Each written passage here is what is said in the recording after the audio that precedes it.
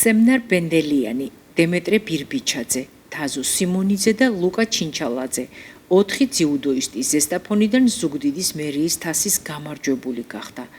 4-ვე მათგანმა მშობლიური ქალაქის სპორტულ ყულაბას უმაღლესი სინჯის медали შესძინა.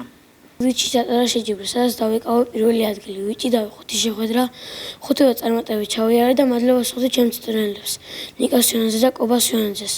უფრო ბევრს ვარჯიშობ და გავხდები ევროპის ჩემპიონი და ოლიმპიური ჩემპიონი. მე ვარ ლუკა ჩინჩალაძე 11 წლის მძიმე წონა. მე ქალაქ ზუგდიდში დავიკავე პირველი ადგილი. ვიჭიდავე 3 შეხვედრა.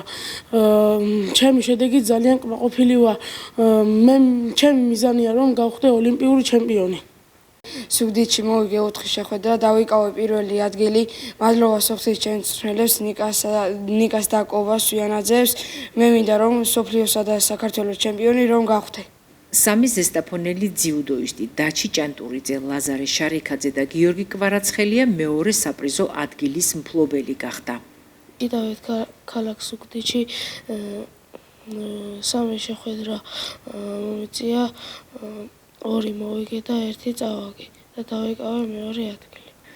ლიდერთა სამეულში მოხვდნენ ასევე თომა ფერაძე და ირაკლი წულუკიძე, მათ მესამე საპრიზო ადგილი დაიკავეს.